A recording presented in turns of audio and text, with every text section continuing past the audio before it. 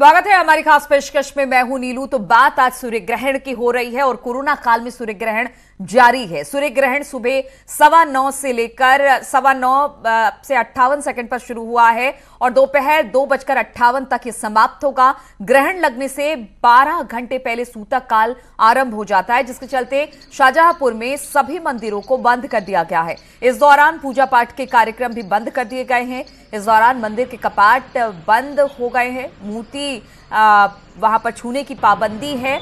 इसके अलावा जानकारों की माने तो इस दिन सूतक लगने के साथ ही शुभ कार्य करने की मनाही होती है और पूजा पाठ के कार्य भी इस दौरान बंद कर दिए जाते हैं।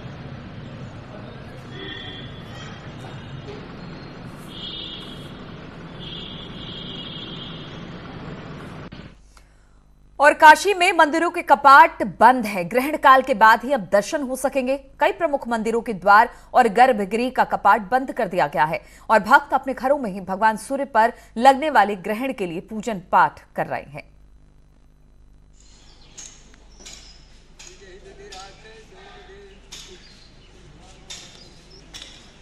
तो आज ग्रहण लगा है। सूर्य ग्रहण कहते हैं 2020 का पहला सूर्य ग्रहण है और काफी बड़ा सूर्य ग्रहण माना जा रहा है।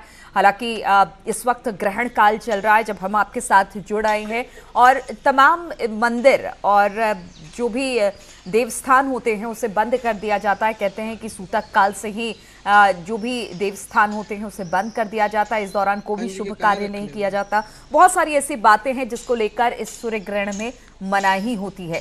तो तमाम जगहों के मंदिर बंद हैं, इस वक्त कपाट बंद हैं और जैसे ही ये ग्रहण काल खत्म होगा उसके बाद ही कपाट खुलेंगे। पूजा पाठ के बाद, शुद्ध करने के बाद मंदिरों के कपाट भक्तजनों के लिए खुल जाएंगे।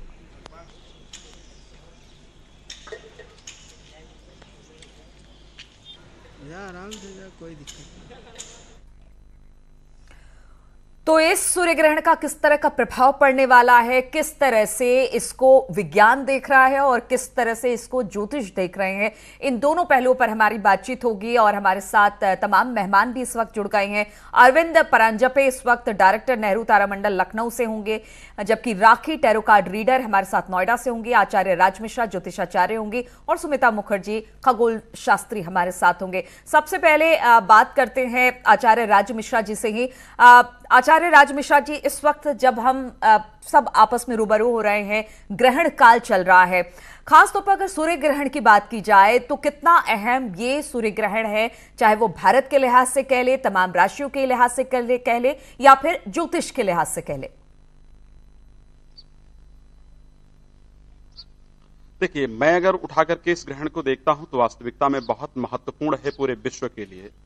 और मैं चाहूंगा कि सबसे पहले जो हमारे पूरे दर्शक हैं वो हाथ जोड़ करके भगवान सूर्य की प्रार्थना करें और भगवान सूर्य की प्रार्थना के साथ हम इस ग्रहण की जो विशेषताएं हैं उसके बारे में डिस्कस करें। तो सबसे पहले मैं हाथ जोड़ करके भगवान सूर्य का ध्यान करूंगा और जो हमारे दर्शक हैं मैं उनसे भी प्रार्थना करूंगा।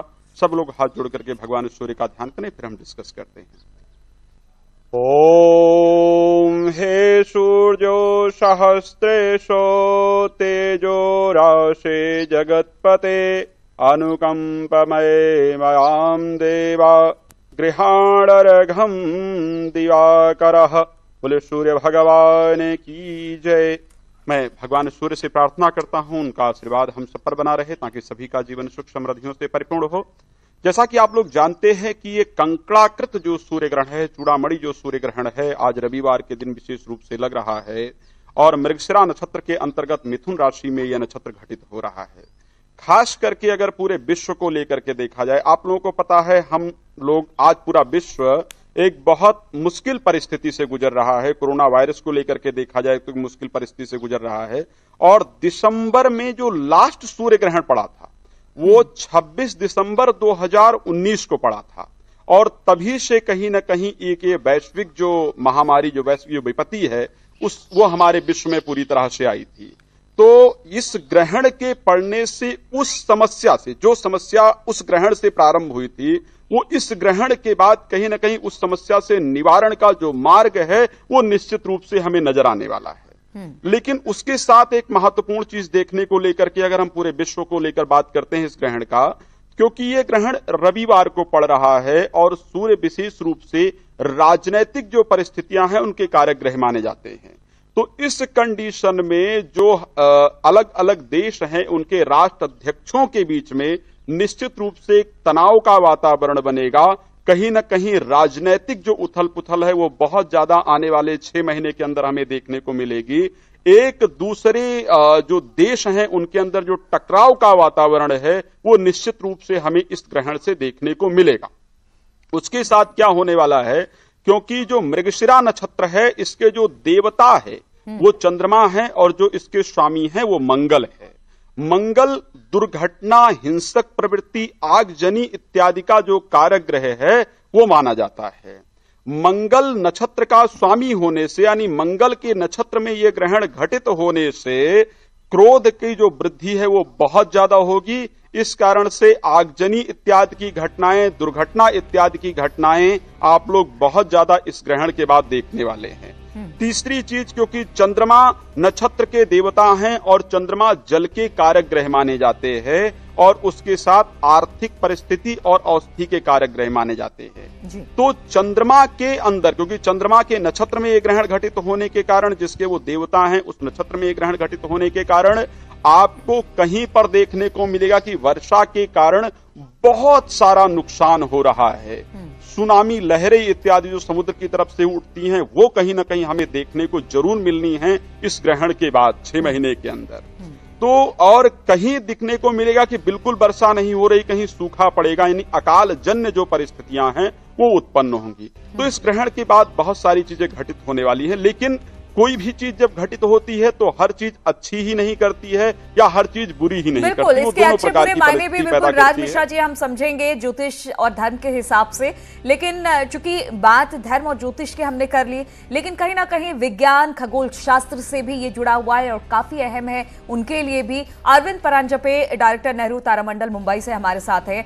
अरविंद जी, अगर इस खगोलीय घटना को देखा जाए विज्ञान के लिहाज से, खगोल विज्ञान के हिसाब से, किस तरह से इस घटना को आप बताएंगे हमारे दर्शकों के लिए? बड़ा आसान सा है कि हमें ग्रहों की गतियों के बारे में पूरी जानकारी है। बहुत अचूक तरीके से हम बता सकते हैं कि ग्रहण कब लगेगा, कब निकलेगा, कब छूटेगा, उसका मध्य भाग कब आएगा।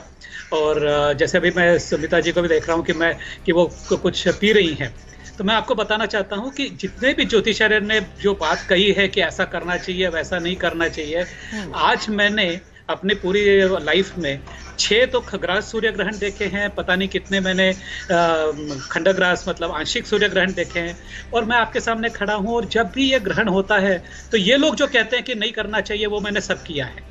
पानी पिया है, खाना खाया है, काटा है, और उस समय की एक्साइटमेंट इतनी होती है कि कभी कभी आप मुंह में उंगली दे करके नाखून भी चबा लेते हैं। तो ये सब मेरे साथ मैंने किया है, तो ये होता किया है और मैं आपके सामने आपके साथ बात कर रहा हूँ। पिछले करीब 40 सालों से ये मैं देखता आ रहा हूँ, मेरे साथ में कुछ भी नहीं हुआ और मैं बिल्कुल स्वस्थ हूँ। अब इन्होंने जो कुछ बातें कही हैं कि अभी आपने जो एक वीडियो दिखाया जिसमें एक मंदिर के कपाट बंद थे पर बाहर कोई लोग पेंटिंग कर रहे थे, तो क्या हम ऐसे समझे कि पेंटिंग वालों को कोई प्रभाव नहीं पड़ेगा ग्रहण के समय में? एक मन में एक शंका बिल्कुल आती है कि जब आप कह रहे हैं कि हमने मंदिर के कपाट बंद कर रखे हैं पर बाहर तो कुछ लोग उसके ऊपर चित्रकारी कर रहे हैं, तो क्या इसका मतलब यह है कि उस चित्रकार को ग्रहण का या उस चित्र को ग्रहण का प्रभाव नहीं पड़ेगा? हमें सोचना चाहिए। आज के विज्ञान के तौर पे हम मानते हैं कि हमारे देश में बहुत पुराने समय से बहुत बड़ा अध्ययन हुआ है खगोल विज्ञान के बारे में, विज्ञान के बारे में, और कई विधाओं में अध्ययन हुआ है। हमारी मेडिकल साइंस बहुत बड़ी थी, पर उसको आज के समय के साथ में जोड़कर देखना पड़ेगा। या हम ऐसा नहीं कह सकते कि हम उस समय ऐसा था इसलिए वो आज ही सच होगा, क्योंकि यदि आप विज्ञान की आप बात करते हैं तो कितना भी बड़ा वैज्ञानिक क्यों ना हो, जब वो कोई शोध लिखता है, शोध करता है, तो उसकी परीक्षा होती है। उसके जो और वैज्ञानिक होते हैं वो उसको प्रश्न पूछते हैं। हमारे साथ में प्रॉब्लम यही आती है कि हम इन लोगों से कोई प्रश्न नहीं पूछ सकते, ये सिर्फ कहते हैं कि हमने ऐसा लिखा हुआ है, ऐसा होना चाहिए। तो जहाँ तक ग्रहणों की बात है, मैं कहना चाहूँगा कि बड़ी एक तो प्राकृतिक है, जैसे आपको इंद्रधनुष दिखता है वैसे ही आपको सूर्य ग्रहण दिखता है, आपको उसी नज़रिए से देखना चाहिए, उसका आनंद लेना चाहिए। और एक बात हमें ये भी समझनी चाहिए कि इतना विज्ञान बढ़ गया है कि हम 1 सेकंड के अंदर आप बता सकते हैं, 1 सेकंड से कम समय में बता सकते हैं कि क्या होने वाला है, क्या नहीं होने वाला। बिल्कुल अरविंद जी, विज्ञान अपनी बात रख रहा है, आपने भी अपनी बात रखी, लेकिन हम इस बात से इनकार भी नहीं कर सकते कि देश में धार्मिक कर्मकांड होते हैं, धर्म से भी लोग जुड़े हुए हैं, तो विज्ञान अपनी बात रख रहा है और इस कार्यक्रम के माध्यम से हम भी यही कह रहे हैं कि विज्ञान के अपने तर्क हो सकते हैं, ज्योतिष के अपने तर्क हो सकते हैं, धर्म के अपने तर्क हो सकते हैं और सभी अपनी अपनी बात रखने के लिए पूरी तरह से फ्री हैं, अपनी बात रख सकते हैं। राखी भी हमारे साथ जुड़ी हैं। राखी, जिस तरह से अरविंद जी कह रहे थे, विज्ञान के लिहाज से आज हम हर वो चीज पता कर सकते हैं कि सूर्य ग्रहण कब लगने वाला है, किस क्षेत्र में लगने वाला है, तमाम बातें हैं। लेकिन धर्म को भी हम नकार नहीं सकते हैं, क्योंकि बहुत सारे लोग हैं, ये हम नहीं कहते, बाकी लोग कह रहे हैं, पंडित पुजारी कह रहे हैं कि धर्म को मानने वाले भी बहुत लोग हैं। एक टैरो कार्ड रीडर होने के नाते आप इस सूर्य ग्रहण को किस तरह से देखती हैं? नमस्कार, मेरा नाम है पूरा कंप्लीट डॉक्टर वाई राखी और मैं टैरो कार्ड रीडर और एस्ट्रोलॉजर हूँ, ज्योतिष की जानकारी रखती हूँ। सबसे पहले मैं अरविंद जी के सवाल का जवाब दे दूँ। मेरे समझ में नहीं आता कि ये जितने भी वैज्ञानिक हैं, इन्हें ज्योतिषियों से प्रॉब्लम क्या है, इन्हें धर्म से प्रॉब्लम क्या है। आपने इनसे सवाल पूछा था क्या, उसका जवाब तो इन्होंने दिया नहीं, बाकी सारे जवाब इन्होंने दे दिए। तो मैं आपको एक बात बता दूं, जो भी पंडित राज जी ने कहा है, राज शास्त्री जी ने कहा है, वो एकदम पत्थर की लकीर है। बस ये समझ लीजिए कि उन्होंने मेरे शब्द कह दिए, जो उन्होंने कहा है एग्जैक्टली वैसा ही होगा। दूसरी बात, हम ऐसा मानते हैं कि जो ज्योतिष है, विज्ञान उसकी आत्मा है। हम तो कभी खत्म, विज्ञान के बिना हम चल ही नहीं सकते। विज्ञान की वजह से ही आज शायद मैं टीवी पर हूं और लोग कैमरे के माध्यम से मुझे देख पा रहे हैं। तो विज्ञान को तो हम सैल्यूट करते थे, करते हैं, करते रहेंगे, पता नहीं लेकिन विज्ञान को हमसे क्या प्रॉब्लम है। अब बात रही ऐसी कि जो लोग मंदिर के बाहर पेंटिंग कर रहे हैं, भैया बाहर डांस भी कर लो, मना किसने किया है? यहां पर बात को पूरी तरह समझो। आधी अधूरी जानकारी, अरविंद जी, जान का खतरा। हमने कहा है मंदिर को देखना मना है, मूर्तियों को, विग्रह को छूना मना है, मंदिर के कपाट बंद कर देते क्योंकि भगवान के दर्शन मना है, आंगन में खेलना मना नहीं है। तो पहले पूरी जानकारी लीजिए, उसके बाद ज्योतिष के ऊपर आप उंगली उठाइए, पहली बात। दूसरी बात ये कि अगर ग्रहण हुआ, और मैंने भी टीवी पर बैठकर पिछले ग्रहण में ये कहा था कि कोई ऐसी बीमारी आएगी, जिंदगी अर्श से फर्श, फर्श से अर्श हो जाएगी। यूट्यूब पर जाकर मेरी वीडियोस उठा लीजिए, जिस पर मैंने ये भी बोला था कि विश्व युद्ध की स्थितियां होंगी, और सब कुछ वैसा उस ग्रहण के बाद हुआ। आप ब्लेस्ड हैं कि आप खाइए पीजिए जो मर्जी कीजिए, आपको नहीं हुआ, लेकिन कभी ना कभी तो कोई कलश भरता है, और हर व्यक्ति के ऊपर ग्रहण एक जैसा कार्य नहीं करता। हम भारतवर्ष में रह रहे हैं, ग्रहण भारत के हर शहर से एक जैसा नहीं दिख रहा। इसलिए अगर आपके ऊपर अभी तक कुछ नहीं हुआ तो माता रानी की आप पे कृपा, और ईश्वर करे ये कृपा आप पर बनी रहे। लेकिन कृपया ज्योतिष पर और धर्म पर उंगली उठानी बंद कीजिए। जो राज शास्त्री जी ने कहा एग्जैक्टली ऐसा ही होगा। पानी की समस्याएं बहुत होने वाली हैं। और सुनिए, जैसे सुशांत सिंह राजपूत जी की मृत्यु हुई है, ऐसे ही किसी एक बड़े अधिकारी की, बड़े नेता की, अभिनेता की मृत्यु होगी, जिससे सबके दिल को धक्का लगेगा, क्योंकि चंद्रमा कारक है। चंद्रमा की वजह से लोगों का मन दुखेगा। लोग कहेंगे हो ये कैसे हो गया, इतना बड़ा नेता या इतना बड़ा अभिनेता या किसी टीवी चैनल के बहुत बड़े राइटर, प्रोड्यूसर या कैमरामैन, ऐसी कोई भी खबर आ सकती है जो हमें धक्का पहुंचा दे। राजनीतिक आपदाएं बहुत आएंगी, राजनीतिक उथल पुथल। चीन के साथ ऑलमोस्ट युद्ध होगा। चीन एक चूहे की तरह हमारे देश में घुटपैठ करने की कोशिश करेगा। चीन हमें दिखाएगा वो राइट के रास्ते से आ रहा है, पर वो आएगा लेफ्ट के रास्ते से। ये तमाम तरह की चीजें इस ग्रहण की वजह से होंगी, लेकिन इस ग्रहण की वजह से कोरोना काल की दवाई मिलेगी। इतने साइंटिस्ट हैं, क्यों नहीं दवाई ढूंढ पा रहे? कोई साइंटिस्ट क्यों नहीं बता पा रहा कि इसकी दवाई इतने समय तक मिल जाएगी, भाई इस टाइम तक ये देश में से निकल जाएगा? केवल और केवल पहले दिन से ज्योतिष ही बोल रहे हैं कि सितंबर में जब गुरु और केतु की युक्ति अलग होगी, तब कोरोना खत्म होगा। सारे देश के ज्योतिषियों ने कहा कि जून के महीने में कोरोना सबसे ज्यादा फैलेगा, जुलाई के महीने में सबसे ज्यादा फैलेगा।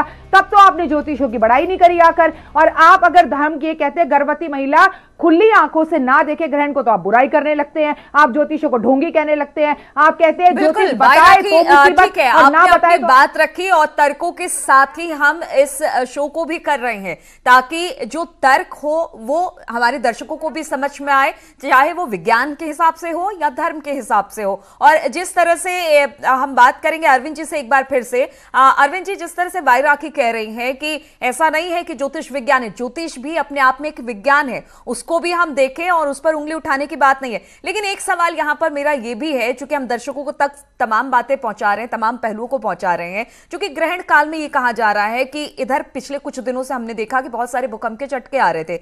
कुछ लोगों ने कहा, कुछ ज्योतिषचार्यों ने कहा कि ये भूकंप के झटके शायद जो ग्रहण लगने वाला है उसी को लेकर है। क्या ऐसा कभी हो सकता है? विज्ञान क्या कहता है कि क्या अगर सौरमंडल में कुछ इस तरह की फेनोमेना होती है तो उससे क्या जलवायु परिवर्तन, मौसम परिवर्तन, इस तरह की चीजें भी देखने को मिल सकती है, प्राकृतिक आपदा भी आ सकती है? देखिए, ऐसा नहीं हो सकता, क्योंकि जो ग्रहण जो है वो हर चंद्रमा हमसे बहुत दूर है। सूरज तो 13,92,000 किलोमीटर तो दूर है, तो उनसे हमारे पृथ्वी पे ऐसा कोई अलग से प्रभाव नहीं पड़ता है। अभी लोगों की एक धारणा है कि जैसे ज्वार भाटा आता है तो उसमें समुद्र में पानी ऊपर जाता है, तो लोगों का कहना है कि हमारे शरीर में भी बहुत पानी है तो वो ऊपर नीचे होना चाहिए, पर वो कितना होता है? 0.001 इतना ही वो पानी ऊपर नीचे होता है। पर मैं इस बात पे आता हूं कि खगोल विज्ञान को यदि तरफ हम ध्यान दें और उसकी तरफ से देखें तो ऐसा गुरुत्वीय बल या किसी भी प्रकार का जीवन पे प्रभाव नहीं पड़ता। और दूसरी बात जो अभी हमने की थी कोरोना वायरस की, कि ऐसा किसी ने मेरे ध्यान में नहीं कहा था। और देखिए, कोरोना वायरस जो है वो जीव विज्ञान का प्रश्न है, उसका खगोल विज्ञान से संबंध जोड़ना बिल्कुल गलत है। खगोल विज्ञान अपना भौतिक शास्त्र अलग है, जीव विज्ञान अलग है, तो ये दोनों विज्ञान अलग अलग तरीके से अपने आप आगे जाते हैं। तो इसके बारे में यदि चर्चा करनी है तो उसी क्षेत्र के, उसी विज्ञान के वैज्ञानिक से आपको बात करनी पड़ेगी। जहां तक मेरा कहना है कि मैं इनको भी बता दूं, राखी जी को बता दूं कि ये मैंने कहीं और से नहीं देखा। जितने भी ग्रहण मैंने देखे हैं वो जहां पे टोटलिटी होती है वहां पे जाके देखे हैं। मैंने परदेश में चार ग्रहण देखे हैं, भारत में देखे अलग। मुझे तो कुछ नहीं हुआ, और ये कह रही कि हर एक व्यक्ति पे अलग अलग प्रभाव पड़ता है। तो हमारे साथ इतने लोग हैं, मेरे साथ अभी मेरी उम्र जो है 60 के ऊपर है, तो मेरे साथ में कोई ऐसी भी लड़कियां थी कि जो प्रेग्नेंट थी उस टाइम में, उनके बच्चे बिल्कुल सुदृढ़ है, डॉक्टर हैं, कुछ है, इंजीनियर हैं, कोई अलग अलग विधाओं में काम कर रहे हैं। तो ये बात कहना गलत है। तीसरी बात मैं इसके साथ में ये भी कहना चाहूंगा कि यदि मैं इनके खिलाफ नहीं हूं, मैं उनकी मेथोडोलॉजी है उसके खिलाफ हूं। आप करिए ना, आप यदि इसमें रिसर्च करना चाहते हैं तो साइंटिफिक तौर पे रिसर्च करिए, उसमें हम भी आपका साथ देंगे। आप प्रॉपर स्टैटिस्टिक्स कीजिए। जैसे कि एक उदाहरण मैं आपको बता सकता हूं कि आप 120 लोग ले लीजिए, मतलब हर राशि के 10-10 लोग लीजिए। उनमें से 5 लोग जो होंगे वो एक जप नहीं करेंगे और 5 लोग उसको जप करेंगे, तो फिर 1 साल के बाद में अलग अलग लोगों के ऊपर किस तरीके से प्रभाव पड़ता है उसका अध्ययन कर सकते हैं, और हम भी उसके अंदर साथ में देंगे आपको।